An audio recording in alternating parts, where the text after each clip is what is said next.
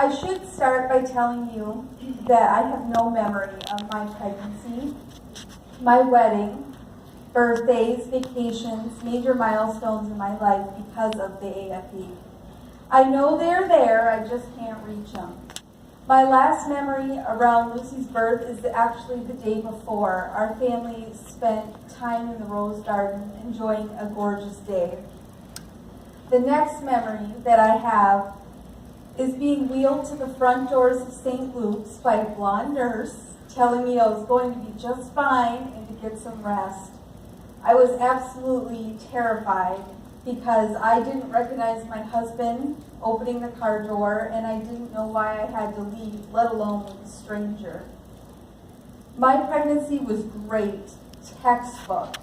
I was slightly overweight, but all of my labs, ultrasounds, weekly appointments looked great.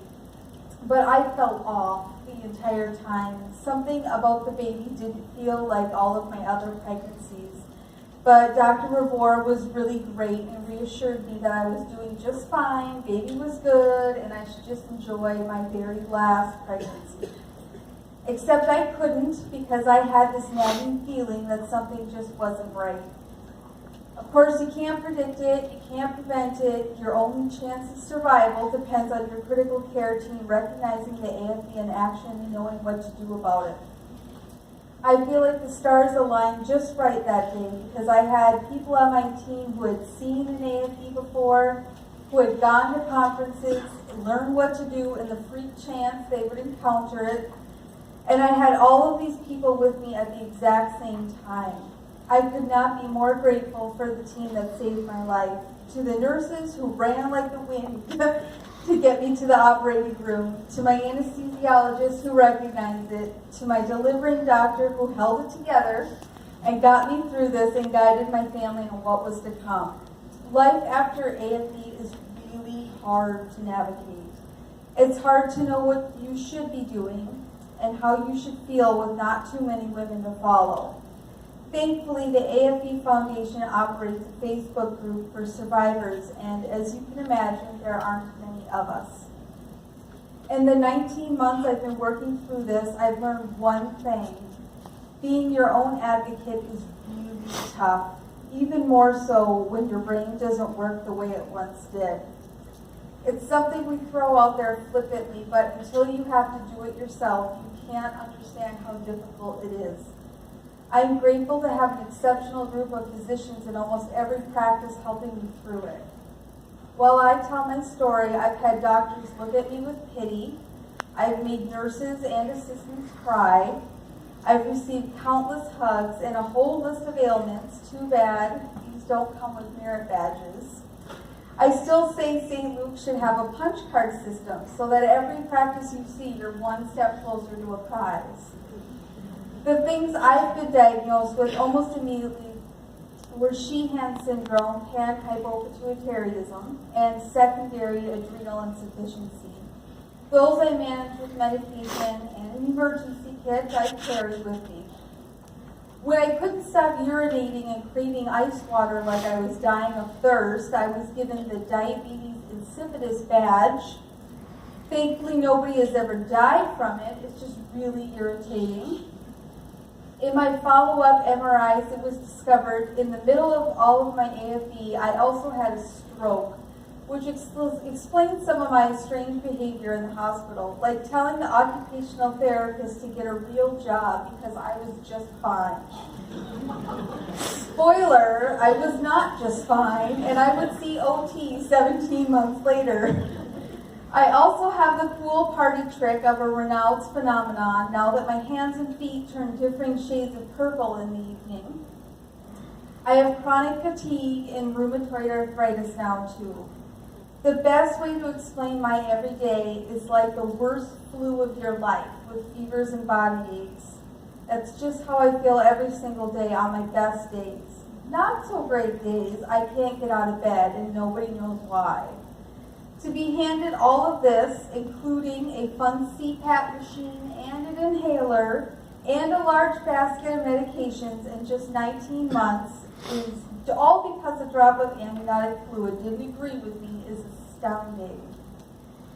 I was a perfectly healthy woman who ran 5Ks for fun, who had a goal of running a marathon after the birth of my fourth baby, and now I feel like I'm falling apart. But these are the easy things. These are the things we can point to and hand a medication over as a possible solution. Immediately following my AFE, I did not know who my husband Matt was.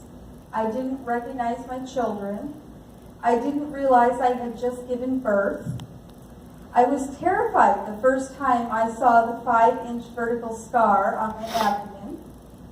I forget what I ate for breakfast today, but I don't forget the fear I had waking up one morning covered in bruises, unsure of where I was. Or the time I didn't understand why my house was filled with kids and why I was charged with watching them. Where was their mother? Well, she was on the bathroom floor, crying, terrified because she didn't realize that those were her children, but more importantly, realizing she didn't want them at all. The kind of fear I have had because of my short-term memory loss, courtesy of the AFE, is not something I would wish on anyone. It's the scariest of my load. It's the one thing we have no solution for. I just do my brain puzzles and exercises and hope that my brain will heal itself, that things will get better, but nobody can tell me if they will. We can make hopeful predictions, but that's all it is, hope. I used to think that being suicidal was my scariest, but when I tried to break into our old house almost a year after my AFE, I decided that memory loss and confusion was definitely worse. At least suicidal ideation won't land me in jail. Postpartum depression is something I've danced with once before, but not on this level. This time around, I have PTSD from my traumatic birth. I was contemplating ending my life, and the depths of depression have been unlike anything I have ever experienced. I'm grateful Dr. Van Straten convinced me to see a therapist 3 months or so after delivery because I'm convinced I would not be here today without it. I have only one attempt under my belt where I learned that, again, I have to be my own advocate and explain what's wrong with me because the poor doctors in the ER at 4 a.m. aren't thrilled with having to look up what's wrong with me. I have 2 other times where the depression has been so bad I've stood on the cliff of Anger Park or pulled over on the side of the high bridge and willed myself to not get out of the car. I have a tattoo on my right wrist of Dory, the Pixar Disney character who has short-term memory loss because somehow always finds her way because she just keeps swimming. There are warmer oceans out there for me, and I have a really fantastic therapist and psychiatrist who have kept me with my feet firmly on the ground. Like so many other survivors, the depression, anxiety, and fear has affected me to limitless length. It's a terrifyingly lonely place to not have anyone understand what it's like to die and come back, to feel like you've been dropped into somebody else's life, or to wonder if this is really what your time is going to be like until you go. I'm not supposed to be here. I don't know if all of the old Sarah has come back, but enough of her is here to remember what I used to be like versus what I'm like now.